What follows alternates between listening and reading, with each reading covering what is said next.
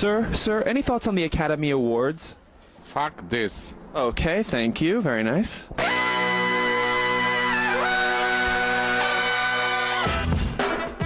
Good morning, sweet world, and welcome to the No Dunks podcast on the Athletic Network. It's Monday, March 3rd, 2025. I'm J.E. Skeets here in the Classic Factory, alone at the big desk today, but over yonder, making the magic happen, super producer JD. Hello. There he is, and paying off last month's Pick 'em loss all week long, joining us live from the can, it's Tass Mellis.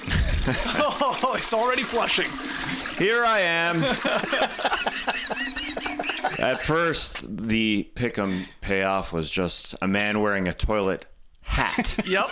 But then it just got worse and worse over the weekend where JD just wanted to get creative. He started wiring the bathroom, and here I am. That's right. For our podcast listeners, going to encourage you to check out the YouTube stream today because Tass is not only wearing, well, there's going to be so many references to the bathroom this week. Not only is Tass wearing look, let's be honest, a pretty incredible toilet hat. It is very nice. Yeah, that is amazing. But he is sitting on the can as he podcasts all week long. Do you have that little potty stool that you guys like? Oh, the squatty potty. The squatty potty, yeah. Oh, I would love a footstool. We'll get you. We'll add you one. Okay. Well, yeah, because I've got potential hemorrhoids this week. But otherwise, everything is great in here. We call it a Pick 'em Payoff for January and February, I should say, yeah. But it feels like it was for January, November, December, for like 20 years. I mean, this is a payoff of big depth. Yeah, I guess so. Yeah. Unfortunately, no TK here today. He'll be joining us on Tuesday. But yeah, this is going to be an interesting week with Tass. Yeah, we'll see what happens. Sharing his takes from the bathroom. I mean, look, we got a long week here. A very bad take by one of us, be it myself or when Trey joins us. Maybe just a straight up flush. Yeah, that's a good call. Down the drain. That's your call. Use the studio space in there. Oh God, JD's got sound effects too. Oh my God, JD's really enjoying this. Yeah, I know. All right, so on today's show, we're gonna go through some NBA weekend winners, and we'll touch on the latest news. But first, we had a wedgie. Wedgie number 33. It was in Boston, nationally televised game. Al Horford and his beautiful eyes sticking that wedgie Tass on the three-point shot. So, had been a while since we had a wedgie, and there's number 33. Al Horford, doing it for us. Appreciate it, Al. Thank you, Al. All right, Tass. So much to talk about from a very busy NBA weekend. Let's do a couple rounds of NBA weekend winners. You get us started. Who's your big winner from the weekend? Well, the Cleveland Cavaliers going into Boston and getting a big win on Friday night. This feels good for the Cleveland Cavaliers because this is something that they can go back on and say, wow, we won a game where Boston looked great to start this game. They truly were out there to show the Cavs why they won the title. They get up big in that first quarter. Jason Tatum was on fire. Jason Tatum was 18 in the first quarter. They get up 25-3. You can see the camera hit Jason Tatum, say, get the out of here. Now, I don't know if Tatum's just saying, Cavs, get the out of this arena, or he's talking to all the media who are talking about him and whether or not he should have more limelight and all that. But Donovan Mitchell went to the huddle and said, listen, we have allowed 38 points in a quarter before. All we got to do is stack good quarter after good quarter after good quarter. That's what Donovan Mitchell did. 12 in the second quarter, 14 in the third quarter, 12 in the fourth quarter, which was a part of the Cleveland closers. And I'm calling them the Cleveland closers because the three of guys of Donovan Mitchell, Evan Mobley, and Darius Garland had every single one of the points for the Cavs in that fourth quarter. And if you're thinking about the Cavs as a potential playoff team that's going to go to the NBA Finals, they need those guys to support. Now, 3 minutes left. It was a tie game. Donovan Mitchell got into the lane, hit that floater. Next play, got downhill, hit a beautiful left-handed sexy layup high off the glass over sexy eyes Al Horford. And then Darius Garland really sealed this game with the step back jumper over Sam Hauser. Sam Hauser's guarding him. We'll get to that in a sec. Why is he guarding him? But Darius Garland has been extremely clutch. He is shooting 59.5% in clutch situations. That is the best percentage of anybody who's taken a minimum of 30 attempts. But Evan Mobley started this fourth quarter. He had the first 9 points for the Cavs in the fourth quarter. They had a switch on him, and Derek White was in the post, so Evan Mobley took care of him, hit a couple threes, had a putback, had 11 points in the fourth quarter. I thought this was just a fun game for the Cavs because of everything they got from a bunch of guys. But as I said about Jason Tatum, he was amazing. He was phenomenal. He finished with 46, 16 boards, 9 assists, and 3 blocks. Jaylen Brown had 37 himself, but the Celtics didn't have any support. They didn't have a third guy really step up. They didn't have Kristaps Porzingis in this game. Or Drew Holiday. Yeah. I was a little disappointed with that because I thought the Cavs went and got DeAndre Hunter for this matchup to be able to switch defensively and Hunter be able to take Kristaps Porzingis just to add a little height at that small forward position, but he didn't start. I imagine he'll start when it comes playoff time if they do meet them in the conference finals. All that to say, DeAndre Hunter was part of the bench that was phenomenal. They outscored the Celtics 35-6 when it comes to the bench. The Celtics just went 7 deep, especially because they had no Drew Holiday or Kristaps Porzingis. And they just went to Peyton Pritchard and Luke Cornett. Only 2 guys come off the bench. The Cavs were just having fun. This was Kenny Atkinson saying, what's going to work here? They were playing different lineups. Evan Mobley started at center in the fourth quarter. He played like 6.5 minutes of the fourth quarter. Then they went to Dean Wade for a couple minutes.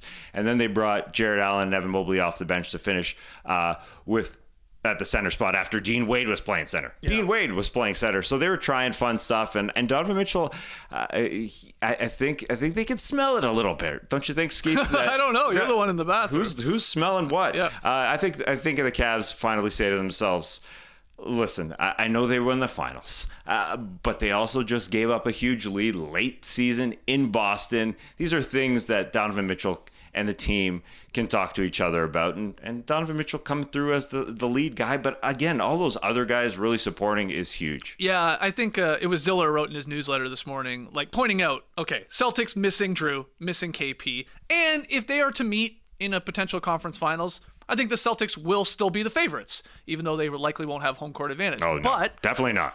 You don't think so? Definitely not home court. No, that's not what home I mean. court. That's what I mean. But Will they be? Yeah, they'll be. I think they'll be very marginal favorites. Fully healthy, I think so. Yeah. But Ziller's point was it doesn't even matter because the Cavs do not fear the Celtics, right? Yeah. And a big part of that is while they don't probably have the best player in the series, Donovan Mitchell thinks he's the best player in the series. Yeah. And against the Celtics has been unbelievable. I mean, he's averaging something like 35 points per game against Boston in all of their games this regular season. And that, that can help you. That just like not being afraid of the champs. I mean, I just hope we get it at this point. And maybe the Knicks or maybe some other team will spoil it. And we don't even get to see that matchup. But it feels, Tass, like we're headed towards that. And that is a quality win. And the way they came back and the way their guys came through in the clutch in Boston there. Yeah, Mitchell, as you said, 4 games against the Celtics to be averaging 35.5. It's got to feel good for them. But, he has done a good job of allowing the other guys to take the lead and, scoring less than he did last year. And so this team has, a belief in themselves. But I mentioned that play where he got into the paint to hit that floater. Mm-hmm. The Cavs are doing a great job of scoring inside against Boston. They kicked their butt in points in the paint in this game. And it would have been different, I would say, if Drew Holiday was guarding Darius Garland at late in this game rather than Sam Hauser. So there is that going for them.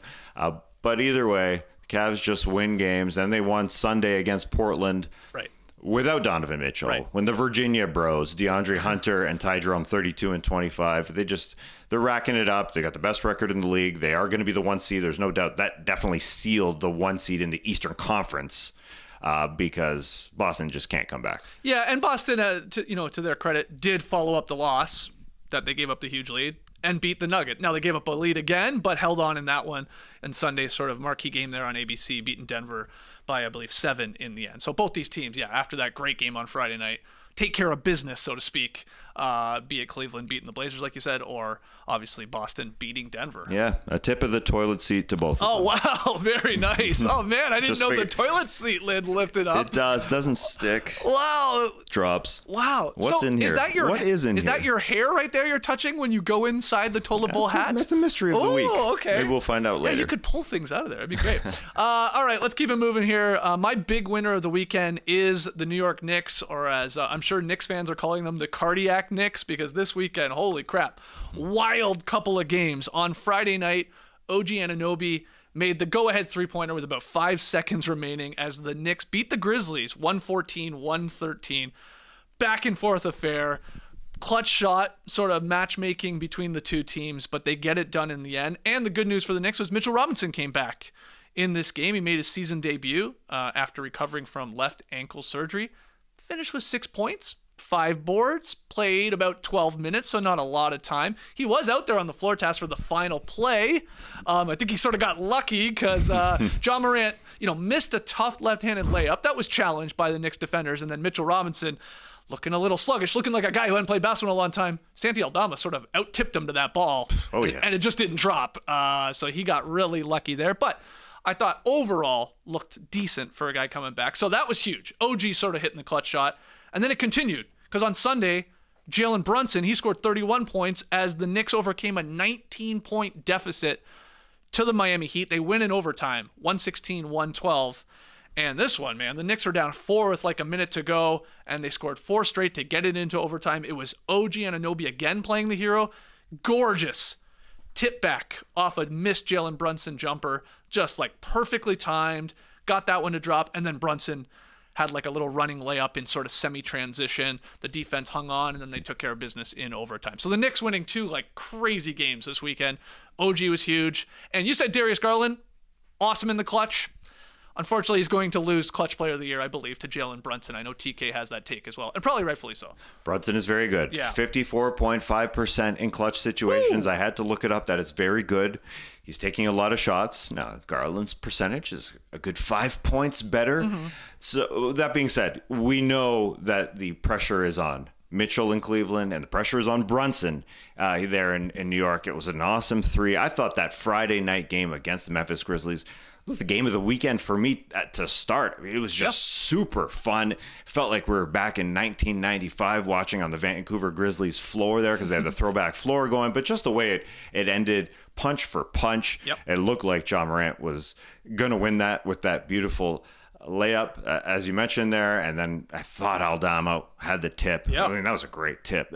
Just to see OG also grow. I mean, that 3-point shot, and then as you mentioned, those plays against Miami, I thought a bigger bonus or a bigger positive from the Knicks side is to see that guy when he sees a little bit of floor in front of him and the attention is on Brunson or Cat and he gets the ball and there's that floor. He is making great beelines. That is what he needs to do when he sees that floor, and he did a great job against Miami. Looking very, very good. Very fun endings. It always seems like the Knicks go down to the wire in a close game. Yeah, and there's always like some crazy plays or like a hustled Josh Hart play or like an overturned call, and it's like, it's been a wild ride. Knicks are now 40-20, so they're hanging on to the 3rd seed there in the East. They're only 2.5 back from the Celtics for the 2nd seed. So maybe something to watch. I'm with you. Feels like the Cavs have the number 1 seed. And then it's going to be Celtics or New York in, 2-3, depending where they land. They have 1 game left against each other. And Boston, of course, has taken care of business when they played the Knicks. Like, they can't beat them. New York can't. But 1 game left. I think it's April 8th. So really, like, right at the end of the regular season. It might mean nothing. Could mean everything if they're close enough. So maybe keep your eye on that. Yeah, that's a good point. We will be watching those games. There's just good games every single night in the NBA. This show doesn't have Stephen A. Smiths on it. We're just positive guys. We'll get to Stephen A. Smith later in the show. Yeah, we'll get to that. We love basketball. All right, let's do another round. Who else do you have for a winner of the weekend? Got to give it to the Lakers, obviously. 6 wins in a row for the Los Angeles Lakers. They beat the Clippers twice at home, both in Crypto.com Arena on the weekend. And that's coming off a win on Thursday against Minnesota. So 3 wins in 4 nights. They're just beating everybody. And on Thursday, they had to finish with Dorian Finney-Smith and Gabe Vincent in that game. And then they started on Friday because of injuries to Rui Hachimura and Austin Reeves. And I mentioned those guys because the Lakers have depth. I just didn't buy it when the trade was made that they had enough depth. But Luka's getting support. Well, let's start a little bit with Luka because the second half of that Friday night game against the Los Angeles Clippers, he looked awesome. It's starting to look like everything is clicking. 20 points in the second half, 9 free throw attempts in the second half. That's Luka. That's Luka, baby. Yep. And then Sunday night, he started game 2 against the Clippers on fire. He looked great. He's hitting threes. He's using the thumb to count up to 3 like a real Balkan bro. He looked great. And then he was setting up Dalton Connect for a 3. Speaking of depth, that's when Ty Lue said, okay, they've got this guy here. They didn't make that trade for Mark Williams. Maybe it worked out for them even better. We need a timeout. So Ty Lue talked about it. Then Luka came back and it was just Luka again. But the worrisome part was late in the first quarter, about 1:40 left, Luka hits a couple free throws and then goes straight to the locker room. He starts pointing at his hip. I guess it's the gluteus median on the outside. Do you want to show us? Do you want to stand up? Oh, and yeah, show us? I guess I am sort of pointing at it, actually. Yeah, no, I'd rather not. But he came back. And so the worrisome part was, oh no, Luka's hurt. But he did come back, and he looked great. Finished with 29 points, 5 of 12 from three-point land. So that initial, can he shoot threes anymore? Is he banged up, below the waist because he had the calf injury? That's not a worry anymore. And I have to mention the subs for their injuries. Dorian Finney-Smith now starting. Gabe Vincent now starting for Rui. And Austin Reeves hopefully don't have long-term injuries. But Sunday, Dorian Finney-Smith plus 24. That's the most important stat of his. It doesn't matter how many points he scores. He just keeps continuing to produce. The guy does it all. When he was on the bench, he was strictly he was everything. I say strictly the backup center, but he was also on the perimeter. Whether or not he has to fight over a pick on a ball handler, he'll do that, and then he'll recover to contest the shot at the center spot. his on-off numbers, because he's just so good, are ridiculous. He's plus 14.5. His on-off number is very, very good for him. The difference is so drastic. So now he's starting. He's going to finish games, as I said, against the Timberwolves. They can just pick, okay, Rui, you can start and do your thing, but we've got him to finish off games. Gabe has come in and played well for Austin Reeves. Dalton Connect has played well. And on the other side, quickly, for the Los Angeles Clippers, Norm Powell came back for the first time since before the All-Star game on Sunday. That was a guy that I wasn't worried when I picked the Clippers over the Lakers against you, Skeets. I said, all right, the Clippers have got this series. I thought Norm Powell wasn't the worry. We all worry about Kawhi, maybe James Harden. But Norm, you never worry about Norm's injury, but he came back in this game and then left with a hamstring injury. So that is scary for a guy who came back, it looked like, just to play the Lakers. Luka was asked about it after the game. It seems like everybody comes back from injuries and plays the Lakers. And he said, yeah, I think that is true. Everybody comes back, and it stinks for him. They're currently in the 6th seed. It's such a tight race. We'll get into it later, but the Lakers have moved up. They moved up to the 2nd seed. Yeah. I can't believe it. I have to put my hands on the wall here in the bathroom. I just have to hold myself. I can't believe the Lakers have gone up that high. They're currently tied with the Nuggets. So they're percentage points ahead of the Nuggets, and we'll see where they finish. But a fantastic run here for Luka and everybody. Their depth again. They don't need a backup center. They got Dorian Finney-Smith. It is phenomenal how much JJ Redick's got them going. Yeah, and they're winning all these games because they've ramped up their defense, right? And now, of course, you have Luka, so you have enough offense. And defensively is what winning them all these games over the last 3 weeks. It feels like at this point. But you're right, up to 2nd seed because you had Denver losing, you had Grizzlies losing, like I talked about with the Knicks. You had the Rockets for whatever reason they can't beat the Kings. So here's LA all the way up to the 2nd seed, which is wild. This was not long ago. We were like, they're fighting for their lives in the play-in tournament. Yeah. Right. And now they've come all this way up, and they freaking added Luka Doncic. Thanks, Nico. So Lakers, that's a good quality winner of the weekend. But you slipped it in there, sort of holding your breath a little bit, hoping that the injuries to Reeves and Rui are nothing too serious, because those guys are super important. Yes. To at least their playoff hopes or championship hopes at that. Yeah. No, there's no doubt about that. And LeBron's going to have an off game like he had on Sunday. It would help to have Austin Reeves shot making. He's a very good player at that. Yep. So they're needed. Yeah. And LeBron 1 point shy of 50,000 in his career when you're including the playoffs. Yeah. That's unbelievable. Well, you're bracing yourself again. 50,000. I had to look that up, and I know he's number 1 in NBA history, period. But yes, the plus playoffs, it got me. That's cool. It got me. 50,000 sounds cool. It does. That sounds like a lot of points. Finally. Yeah, exactly. Finally, it's a round number. Finally, he has a lot of points. Yes. All right, let's keep it going here. I want to give a winner of the weekend to what I'm dubbing the career high boys. Grimes and J-Dub. Sounds like a show coming up on TNT. Grimes and J-Dub coming up next after Inside. In Philly's first game since Joel Embiid was shut down for the season, Quentin Grimes went for 44 points. Shot 18 of 24 from the field, 6 of 9 from deep.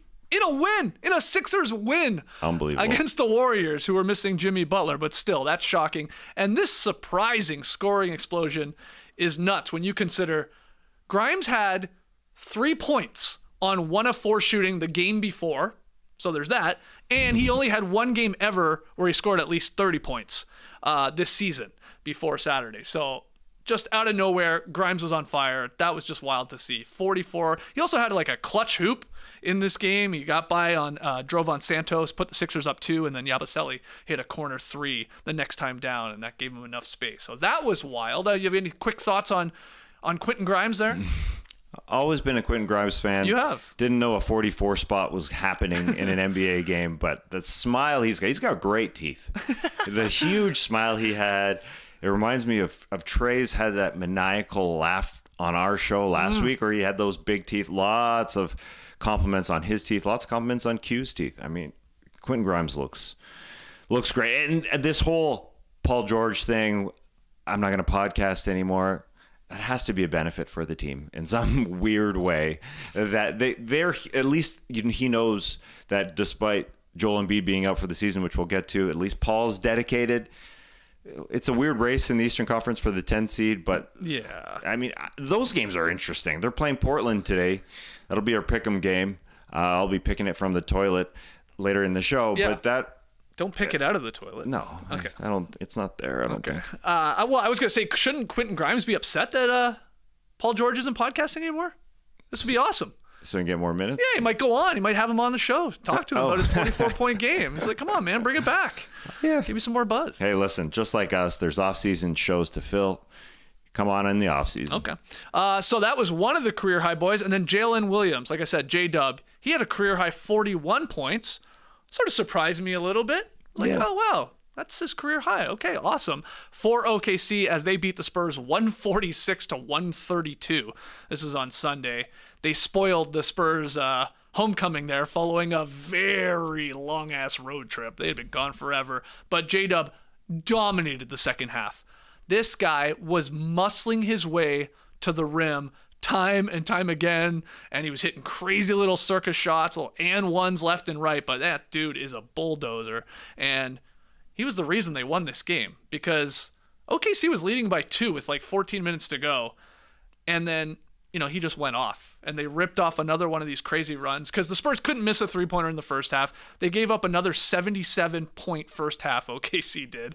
But then they scored 38 fourth quarter points and J-Dub scored more than half of those. So he added to the 41, 6 rebounds, 7 assists, 4 made threes, and 0 turnovers task. So pretty damn impressive game from him and getting his career high. Always tough coming back from a long road trip like that. Charlotte Hornets also just coming back from a long road trip. That's my excuse for them stinking at home. Yeah. They because of the All-Star break, they were not home since before the All-Star break. That's a 9-game road trip, just like the Spurs had a ridiculously long one. We'll talk about that later. I don't want to talk about the Nut Dust Bowl and the Hornets losing again. No. Not now. No, this is all about the career high boys. But fun stat from the Oklahoman. So J-Dub and then Shai Gilgeous-Alexander, who finished with 31 points, 8 assists, and 0 turnovers. Those two became just the second duo in NBA history to tally 40 points and 30 points respectively with 0 turnovers each. Only happened one other time. You want to take a crack at it? You got to go back to the 90s. So 2 teammates. 2 teammates that scored 40 and 30 in a game, but both had 0 turnovers. Could it just maybe because I said the Charlotte Hornets? It's not them, but Del Curry and Glenn Rice. No. Guys who don't pass. But a 90s team that was super popular and everyone had their starter jackets. And the one, I mean, both of these guys have been on our show in the past. One loved wedgies, one loved grilling. So Dennis Scott obviously loved grilling. Yeah. And Shaq loved wedgies. Shaq Okay, that and makes Dennis sense. Scott, the only other duo to do that. 40 and 30 and then 0 turnovers. So now it's SGA, or I guess I should say J-Dub and SGA respectively. Crazy. Also had a little ejection in that game. A little scuffle, I should say. I don't know if you saw that, OKC and San Antonio. Champagny, Kenrich Williams, and then Lou Dort got tossed too, because he came sort of screaming in and got into it with Sohan. But it was really Champagny and Kenrich Williams. Kenrich did not like that he took sort of a bow to the face when Champagny was throwing it. Though, like, Kenrich Williams was, like, in his shorts, so I don't really know what he expected. It's like he's trying to get rid of the ball, man. His elbow might hit your face because you're right up against him. But anyway, no punches thrown or anything. I did not see that. Oh, yeah. That mud flat battle. All right, one more round of weekend winners. Who else you got? Well, I'm going to the Western Conference, and I just deem anybody who's going to watch Western Conference playoff games a winner, because it is going to be a scrap. Just think of these standings below the OKC Thunder. It is incredible. 2 through 5, there's only a game and a half separating those 4 teams. It's pretty phenomenal. And then even deeper, 6 through 10 are separated by half a game. They essentially all have the same records. It's a 32 and 28 for the Clippers, a 32 and 28 for the Warriors, a 33 and 29 for the Wolves, a 31 and 28 for the Kings, and a 32 and 29 for the Mavs. It is going to be a blood battle. And those are the teams, along with OKC, that are going to make the Western Conference playoffs, because the Suns lost to the Timberwolves on Sunday night. It is officially over. They're done. It's done. Flush them. Yeah, Flush exactly. them. Flush them. This is for you, Phoenix. Oh, we got it. Do we have a sound effect? Yes. Toilet flushing and a real toilet flushing. Wow. We doubled down. Dolby sound. Yes, that's a 6.0, baby. Suns are done. Mathematically, they're still alive. I think they're only 4 games back, but they're absolutely done. I think it's more likely that they finish 11th than they even finish. Excuse me. It's more likely they finish 12th than they finish 11th. The Blazers are right on top of them. The Suns have the toughest schedule the rest of the way. The Blazers are only 1 game back of them. They have a pretty tough schedule, too. All right. Water has filled up in the basin. I was going to say, the sound effect goes a little quicker than the real flush, doesn't it? But it feels like the Blazers are going to catch the Suns. The Suns are just absolutely done. Either way, the Western Conference playoffs with the Suns out of there are going to be fun. All those teams I just mentioned are going to be fun playoff series, fun play-in games to get in there. Yeah. They're going to be real tough. Real tough. All 5 of those teams, the Clippers, Warriors, Wolves, Kings, Mavs, are going to be ridiculously tough. It's good for the Mavs with all these injuries that are happening. If there is some sort of bright spot on their season, it's that they've survived, because it's highly, highly unlikely that the Suns are going to be able to recover and beat them. Despite all those injuries, they'll still be all right, and they'll still make it, at least to the play, because we'll have guys be coming back for them. But anyways, a fun time if you watch Western Conference playoff basketball. Oh, for sure. I mean, it is crazy how close it is. We'll get into the whole Phoenix Suns and what they need to do this offseason. Are they going to trade Kevin Durant? Probably. Where will he be traded? That's interesting. I think we can do that on tomorrow's show when TK joins us and we have a little more time. But yeah, I'm with you. Flush them. They're done. This would, if we were doing losers today as we usually do, winners and losers, I mean, it would be Suns for like the 3rd or 4th straight weekend, I feels like.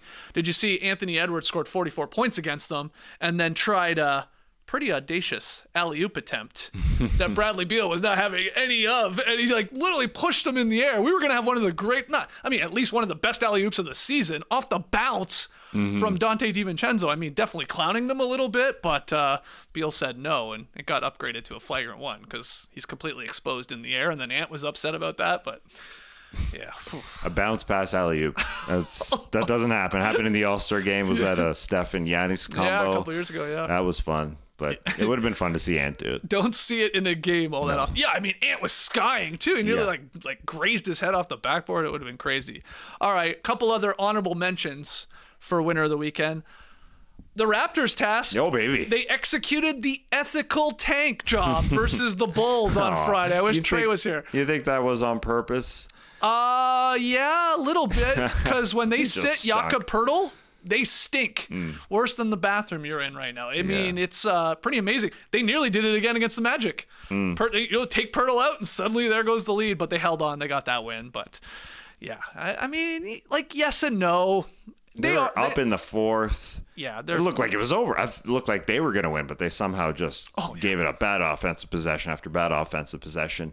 These are the things they need to work out. This is great for them. This is great for them. And maybe don't foul the three-point shooter when you are up 4 like they did to Kobe White. Oh, that was terrible. Game. De'Aaron Fox, honorable mention, hit a game winner for the Spurs. That was big. I mean, we had like sort of pointed out De'Aaron Fox was brutal for like the last week or so, but he had that game winner. That's why you get a guy like that moving forward when Wemby's back. You know, you're going to see probably a couple more of those, I would assume, next year.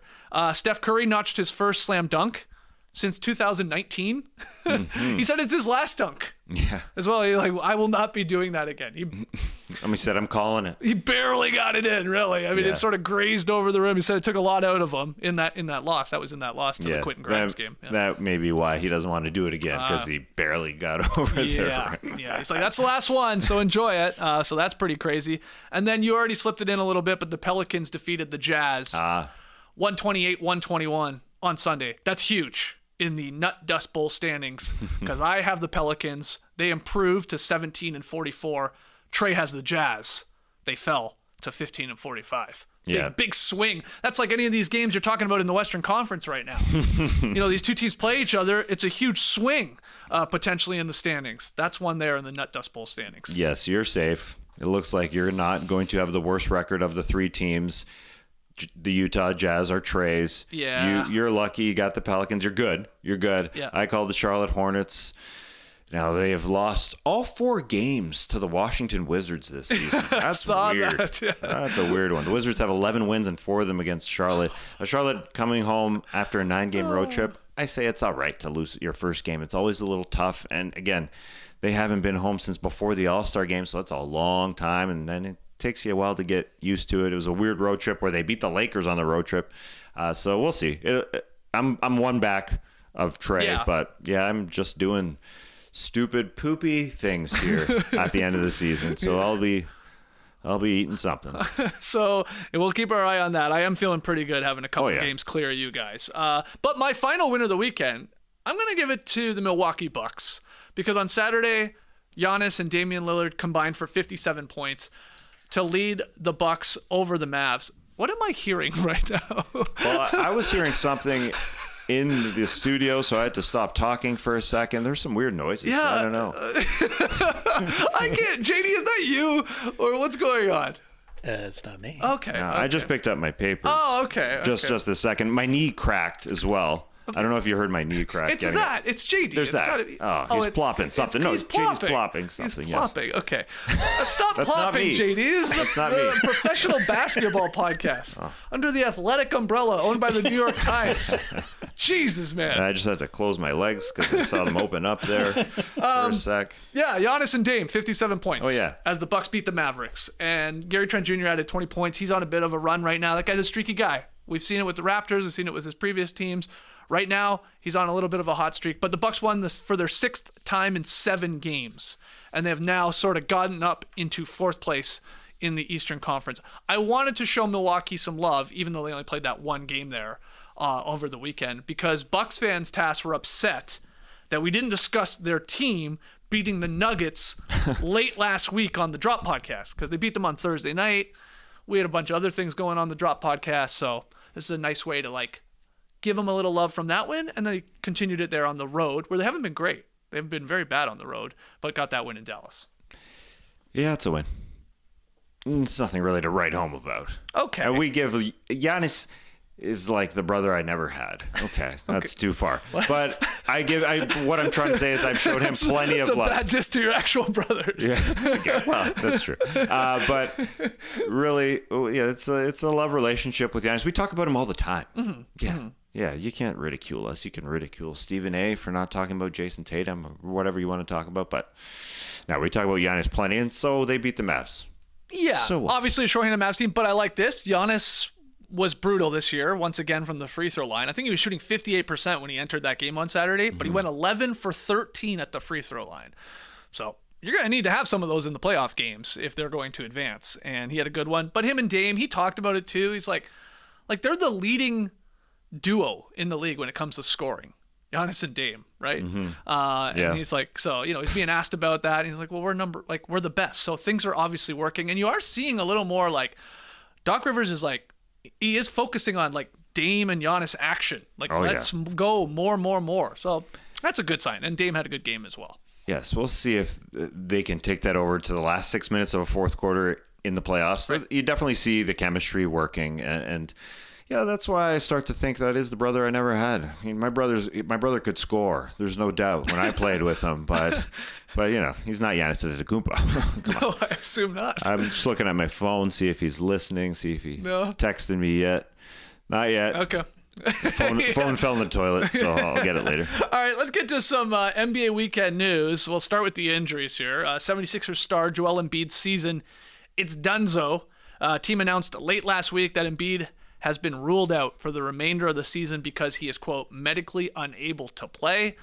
Previously, Embiid and the Sixers had been trying to sort of manage the pain and the swelling there in that left knee, which did require surgery in February 2024, but they officially have shut him down. Not a surprise task. We'd been really basically calling for this. I know you had been for weeks now, and they're going through on it and shutting him down. Yes, and they came out and said he and his doctors don't know how his knee will be fixed, and that is obviously very scary to hear because this isn't an injury that he just sustained. This is something that happened after last year's playoffs when he had to undergo surgery he had to undergo surgery after he was landed on. And this is just rolling into this year. That was last year. That was almost, a full calendar year ago. He's played a lot of basketball since, but for them to come out and say this, quote, he's unable to play and will miss the remainder of the season to focus on treatment and rehabilitation. He's working on a treatment plan. He told Lisa Salters a few weeks ago, I might need surgery. What we're trying to say here is there isn't an answer. And, from the positive side of things, the doctors have said, maybe he can get closer to 100% at some point if we remedy him some way, but it just sure feels like without a clear answer, without hey, he's going under the scapula for this type of surgery, it's really just a hope that this surgery, again, after early 2024, he hasn't been able to recover, and the medical team has said there's no conventional operation to improve him. Right. Yes, this is something we don't really go through here in the NBA, right? I mean, we've obviously had guys that haven't been the same, your Greg Oden, your Brandon Roy, and that kind of thing. Yeah. But this sure feels, unfortunately, like he's not going to be anywhere close to that guy that carried a team and won an MVP. Yeah, he experienced pain and swelling in his knee throughout the season, by all reports, and it was very unpredictable. Like when it would come and go. Like it would suddenly just flare up like after a good game or after a good practice or workout. So it's like, what do you do? But it's got to be a concern here for the Sixers moving forward, Tass, right? He's 31 this month. So given his age, his overall physical condition, his track record, of course, with these knees, it feels a little weird or maybe even absurd to think he can regain his MVP form. I don't know if we're ever going to see that peak Embiid. Right, because of all this, which sucks. And especially when you consider he's owed nearly $250 million over the next 4 seasons, all of which is guaranteed money. So, man, you got to pray and hope that whether it's rehabilitation, whether it's another surgery, whatever it is, that it works to some extent where the guy can just even play and get to 80% or 85% of MVP Embiid. Otherwise, this is bad. Right. Yeah, it's unlike that first contract that he signed that required him to remain in shape. This one is guaranteed the rest of the way. I guess if, again, rose-colored glasses, you say, well, the guy will play again.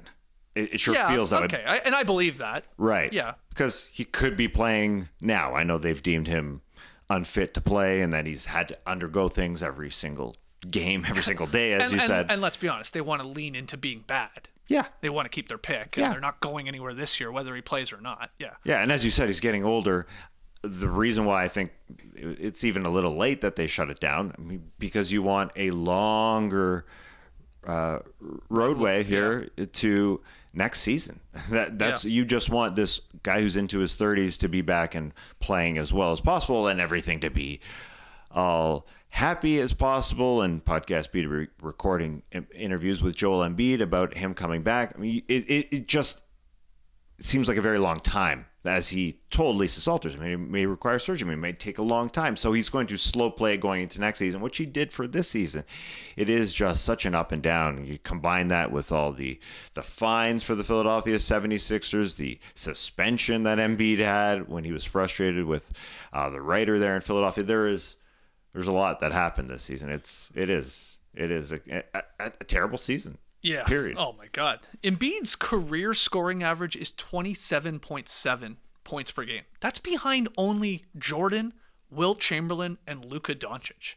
Career scoring average is pretty crazy. He obviously won an MVP, 2 scoring titles, 7-time All-Star, 5 All-NBA teams. I guess what I'm getting at here, if Embiid never plays another game, he's still a Hall of Famer.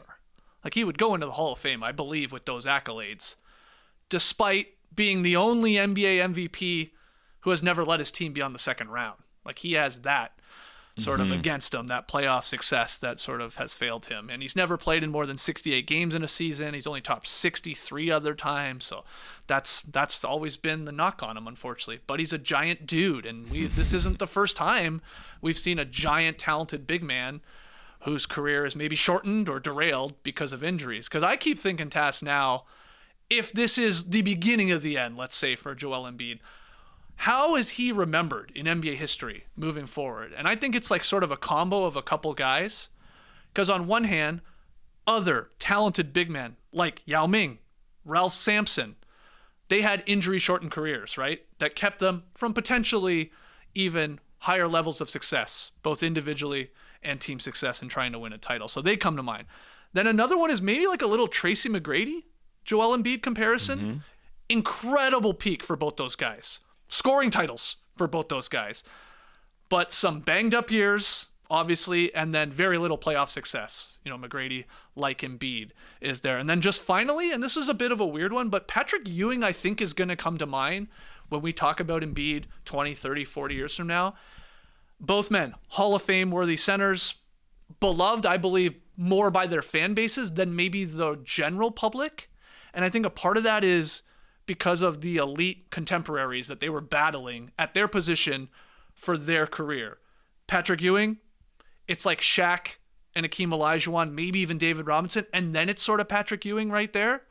Whereas Embiid will have battled and is battling Jokic and Giannis, and it's like he's always going to slot, I think, behind them at the end of the day. And a big part of that, of course, is titles and lack of them. So I don't know if you want to add anyone or agree with those, disagree, but that's sort of like where I'm thinking of Embiid. And I know I'm talking about it like he's done. I don't think he is. But MVP Embiid? Probably. I do believe that. To me, the T-Mac comparison is the best one. It was flying around in our chats, and I thought that was the most accurate one. We've got to get that chat available for our fans to take part. I mean, why the heck not? People are doing it. It's a modern day, email thread. I mean, it's fun. It's I think the most accurate comparison, strictly because all that scoring, not a lot of playoff success, at the top of the game. Still Hall of Fame player. Yeah. But it feels like the requirements for Hall of Fame are definitely changing, altering. What are they? It is difficult to tell. But I think Embiid is guaranteed to get in. I mean, if the Kawhi doesn't get the bounce, Embiid is in his first conference finals because he hasn't reached the conference finals. So that's why the T-Mac is perfect to me. Obviously, a different type of player. Like your Ewing comparison is good in that light, that's for sure. Yeah, but Ewing got to finals. Yeah, of course. Oh, yeah. I mean, you can. We can go all day. That's for sure. But hopefully, he comes back. Other injury news: Magic guard Jalen Suggs is going to undergo surgery to remove a cartilage fragment in his left knee, and he's out indefinitely. The team announced this Sunday afternoon. So, Suggs' return will be based on how his rehab goes. He's expected to make a full recovery, but I don't know if we'll see Suggs this regular season at all, maybe playoffs, or maybe we don't see him till next year. But this really sucks, obviously, for the Magic, because this guy, it's pretty obvious he's the heart and soul of this team.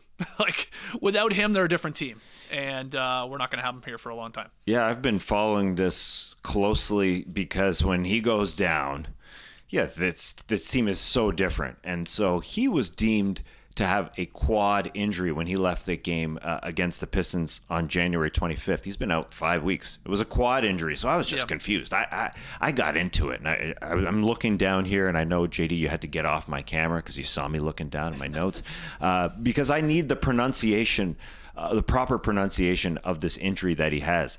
The trochlea injury, I believe, is what they're calling it. The trochlea it isn't a ligament. It's not a muscle. It's not a tendon. That's the weird part. So what is it? It's part of the femur bone. It's the bottom of the femur bone. The femur connected from the hip to the knee. It's the part that's sort of underneath the patella. It's right at the bottom, but it's part of the bone.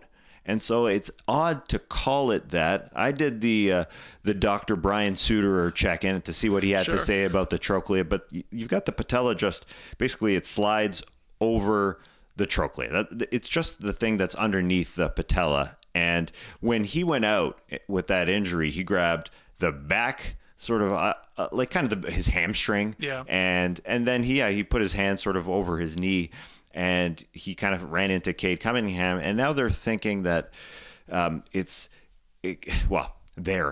don't know what they're thinking, but to say it's the trochlea, there's some cartilage behind the trochlea, and that's what it could be. But it is just a part of the bone where the patella slides up and down. And it was Tuesday after a workout. They said, okay, it's not that quad injury. There's a discomfort. We got to do an MRI. Yes. And their MRI revealed that it's a trochlea injury. So he was close to returning. Mm-hmm. Like he was playing like 2-on-2. He was doing defensive like drills and slides, I read. So he was probably ramping up to come back, but then still had that discomfort, still had the swelling, I guess, in that knee area. They're like, we better take a look at this again. And this is where they found this out. I mean, no better podcast right now could be explaining a knee injury than a man sitting exposed on a toilet. I mean, this is perfect. Oh, yeah, you were breaking it down there. You're the new doctor. I don't realize that as soon as I start breaking down, I feels like I'm at a speakeasy. I open up my legs, and I shouldn't be doing that on a toilet. Like I'm really digging in here to knowing what's going on. I just forget sometimes I'm on a toilet and working for the New York Times and the Athletic. Anyway, it's a shame because he had back spasms earlier this season. He left that Raptors game, was out early January for weeks, comes back for one game, sustained what was deemed a quad injury, and now it's the old trochlea. Mm-hmm. And so Brian Suterer, MD, he was confused by what this trochlea injury is, and it just seems like it's something that's hopefully they found out what's going on, but it just seems like the back spasms, and it just seems like things are rolling here for Jalen Suggs, who said, I hope to be back later this season. And I know guys say that all the time, but with this guy who just plays through injuries and you see him hobbling, I wouldn't be surprised to see him back helping the Magic in a play-in game, because that's where it seems like they're destined to be. They are sliding. Paolo, Franz Wagner, and Suggs appeared in 6 games together this year. They played like 100 minutes together. That's nuts. They played pretty well. Like they were 4-2. Their minutes together were good, but just obviously one of them was always banged up. It was Paolo first, then it was Franz, and then unfortunately, of course, it's Suggs. You say he plays through injury. I'm with you because he is a hard-nosed player, but unfortunately for him, because he is so extreme and so locked in defensively, he picks up a lot of injuries. Like this is really the 3rd out of 4 seasons where he doesn't play a majority of games because he's always banged up because he plays so balls to the wall. Like last year was a good year. Last year was a pretty healthy year. I think he played 75 games. Those first 2 years, and now this year where he's going to finish like easily under 40 games played, that's sort of the thing with Suggs. Like it's the blessing and the curse with some of these guys, right? That's like they play so hard that they're prone to pick up a lot of these injuries and a lot of like knees and backs and stuff like that because they're always hitting the floor and locked in on the defensive end. Sucks. Yes, that's a very good Suggs. It does suck. Suggs. But yeah, he ran into Cade Cunningham, and it looked just like sort of a random, maybe a knee on knee, that he started grabbing his leg. But you're right. He plays extremely hard. I didn't think of here in year 4 the number of games that he's really missed. Maybe because I just deem him as this hard-nosed player. I think he plays a lot. But this year, obviously, not so much. Yeah, just to back up what I thought was true, and it is. 48 games played in his rookie season, 53 the next year, 75, like I said, in year 3, and then this year's he's at 35, so it might be 35 to 40 if he somehow comes back at the end of the regular season. But yeah, the way they're playing right now, they might just have to be like, okay, this was not really our year in terms of good health. And we have fallen and fallen. Maybe it's a play-in battle or whatever, but maybe you just rest him and bring him back next year. We'll see. All right, final piece of news. We've been alluding to it all show. Stephen A. Smith, he spent a significant portion of screen time on Friday discussing LeBron James' recent criticisms against how the league is covered across the major networks. Now, Bron must have been watching because he fired some tweets off in response to Stephen A., but the back and forth started when LeBron spoke about the state of the NBA media following Thursday's game, outlining how there's like this weird energy amongst media members, and that's exactly why players like Anthony Edwards doesn't want to be considered the next face of the NBA. So that was LeBron's sort of reasoning. No wonder Ant doesn't want to be face of the league. All you do is crap on the NBA. He's talking about your major networks and the NBA media. Naturally, this prompted Stephen A. to discuss LeBron's comments, and here we are, Tass. I mean, this has been going on for a couple days now. Do you have any thoughts on all of this, I guess, and whether you think there's some truth to what LeBron was saying or not? What do you think? Well, LeBron is one of the greats. Simply saying too much of the talk about the NBA is negative. He just wants more positive about an incredible sport. I think that's what he's implying now. It's definitely different in proportion, social media versus TV, because I don't think TV is as much as social media. And in social media, we know what gets amplified. It's the negative stuff, so that has become more popular to speak negatively about it. I would say it is a higher portion on social media. So for Stephen A. to say, hey, he's talking about me, I mean, he didn't address Stephen A. Smith, and I know Stephen A. Smith has made a very, very popular show because of the takes, because of a lot of negativity, and that's how you get people coming back on First Take. And am I promoting it now? I guess so. But there is a lot of that talk on his show, and he's made it more popular because of it. So yes, I will say though, he went on to say LeBron has a media company too. Doesn't mean he speaks negatively about the sport. His media is all about breaking down plays. It's all about pin downs, double screens, the way the game is played, the positivity about it, which when I say that, you might think, oh, that's not going to get anybody watching shows. And that's the unfortunate part. And I think that's what LeBron was saying, is that those beautiful parts of the game should be talked about more. I think it's as simple as that. Because I heard that on Thursday night. I came back into our Friday show. I didn't think a thing of it. When LeBron had that interview, maybe it's because our show doesn't do what Stephen A. Smith does and doesn't do what a lot of the negativity out there is about.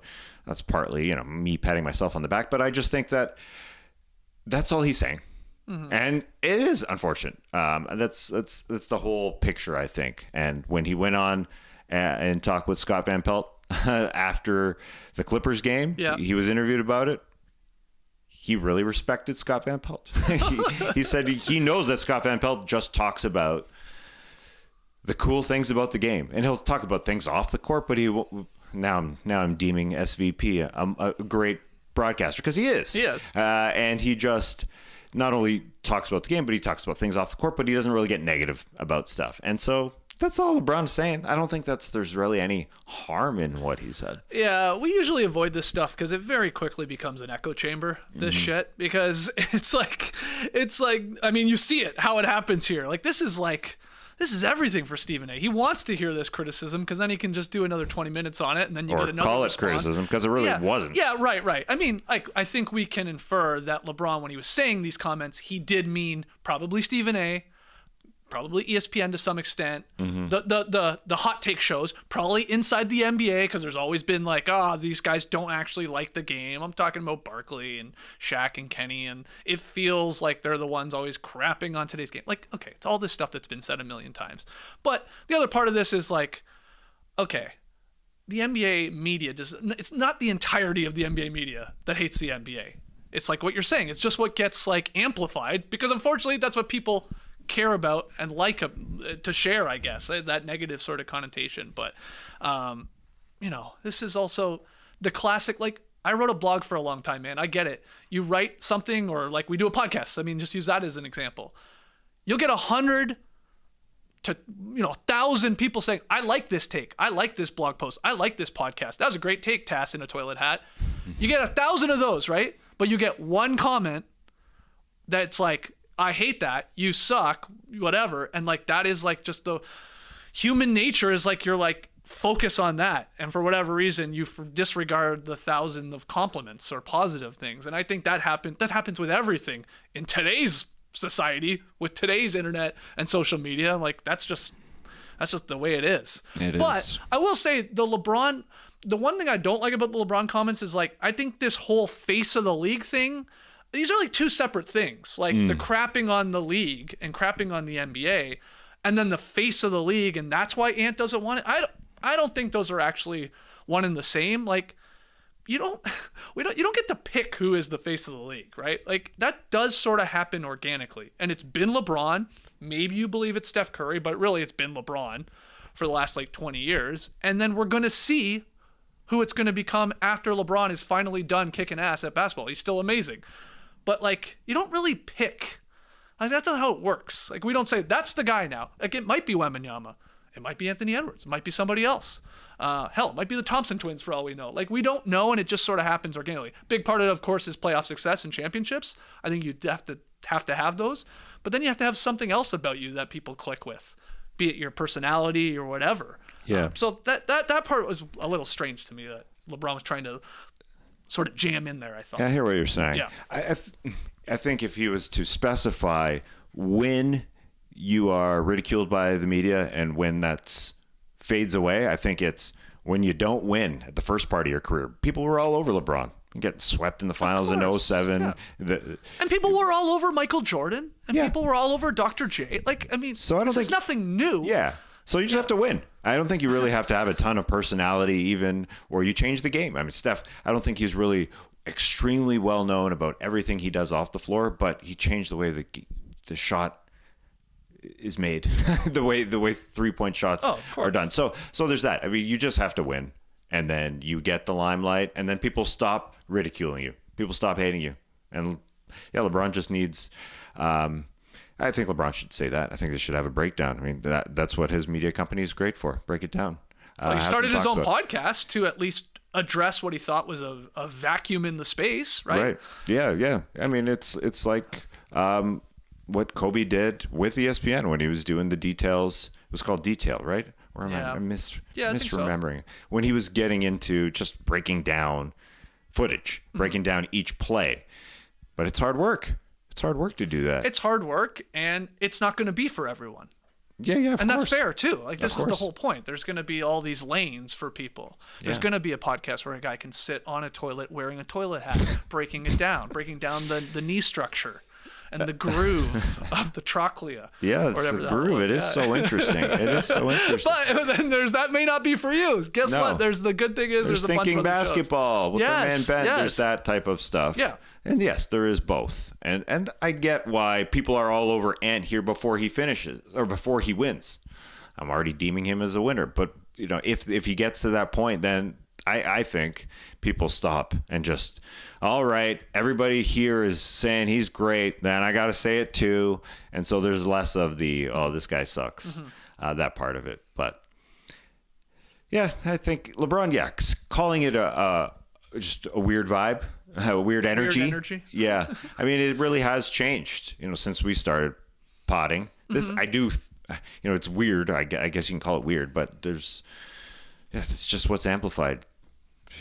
Since LeBron, because our careers here are kind of like in the same era as LeBron. Since we started, people weren't like this, but the game has changed. Midway through I guess wasn't midway through his career, but people started to hate LeBron. But then they had to like him. There's still people who hate him. Oh, there are. Yes. But when you're the best, you're going to have haters, for sure. Or at least one of the best. All right, let's hear what everybody thinks out there. In the stream team, in the YouTube comments, on Twitter, on all those social media channels. Let us know. Okay, pick 'em. We start with a clean slate, like you just wiped that ass, Tass. Maybe you got A bidet in there, for all I know. I don't Wow. know. Yeah. Did you install one, JD, in there? No. No. Not bidet? yet. Not Okay. yet. What's it called? The Tushy. Is it that one of them? Very popular ones. The brand name. Yeah, there's something like I that. think there is one called Tushy. Yeah. Yeah. Anyway, we're 0-0 as my point tasks for the month of March. So what's our game here tonight? I'm looking forward to Portland visiting Philadelphia. Now we got some other good ones. We've got a Rockets game. Rockets Thunder. Yeah. Rockets Thunder. But Portland visiting Philly is interesting to me. Philly's favored by 3.5. I actually think that's a big line. That feels too big for me because Portland is kicking butt. They just had a great game against the Cleveland Cavaliers where they almost won. Yep. They're playing extremely well. Shaedon Sharp is playing out of this world right now. They're looking to make the play, and they're 5 games out. It seems like it's a little too far, but I think the race for 11th is real. Them in Phoenix, I think they Race for 11th. Hang the banner. they could easily pass Phoenix. So I'm taking them tonight, as are you, Skeets. Yep. And Trey and Ash, they're taking the Sixers to win by 4 or more, while we've got a few points to play with. Yep, we're split on this one. Makes sense. I think you can talk yourself into either of these teams, either covering in Philly's case or Portland getting it done, because they have played really, really well over this last couple of weeks. So I'm with you, which I'm a little afraid of, because you had a really rough. Oh, that was a bad very one. rough February. Yeah, so I've now lost 2 months this season. You've lost 1. Trey has lost 1. No, I lost 2. Didn't I? I don't think Yeah, so. I ate a pumpkin pie. Yeah. Oh yeah. And I was in the bookshelf. Oh, wow. Yeah, we did one for October. We weren't messing around. So we've all lost except Esh. He hasn't lost one yet. Wow. Yeah. We got to get Ash in there. Yeah, let's get Esh. Come on, let's get him. Let's get him an L. You mentioned that game. You mentioned the Rockets Thunder game. Some good ones on tonight. Decent schedule. And you never know, right? You look at it and you go, that's not the most exciting. Then we get good games or good performances, and suddenly we're all hyped on tomorrow's show. But we're going to be on playback tonight for an hour or so, probably starting around 9 p.m. Eastern, let's call it tonight. Might jump on a little earlier than that, but that link is in the show notes if you want to come hang out with the No Dunks crew and watch some games. 7 games on total, but we'll probably catch the ending of a lot of the first games, maybe catch some of the Rockets, Thunder, Kings, Mavs, and so on. So hopefully you'll join us on playback tonight. If not, we will see you here tomorrow. Some of us from the Classic Factory, some of us from the John, like Tass is right now. Still got feeling in your legs? No, sir. He's gonna fall over when he stands up. Yeah, I was going to stand mid-show, just loosen the legs, but I didn't really want to show everything to the camera. How's your neck too? Because I've tried on the toilet hat, and it's made of foam, but I don't know if it's like because of the tank, it's a little heavy at the back, I feel like. Yeah, I just came from the gym. I pick up this toilet. I was like, oh, that's just light. And I put it on my head, and I need to go for a neck workout, I think, today. Yeah. Strengthen it. It seems so light when you pick it up, but on a head, it's quite different. Yeah, I guess it is. It looks so good, man. As you said, the basin at the back. Yeah. It's way too back heavy. It's back heavy for sure. So painful week here for Tess. Well, sitting on the can, talking about the NBA. Yeah, it's tough. It's tough. All right, guys. Thank you so much for joining us. Until tomorrow, Clipper Bros. You heard it here first. Have a great time. Turn up. Love you guys. Awesome. Thanks for joining us, and remember, the trochlea is where the kneecap moves onto the femur. It just slides back and forth, and this is the sound it makes. I just think that my knee is going to crack. Okay. So it's not the trochlea, but it's a knee cracking, I think. Go. Here we go.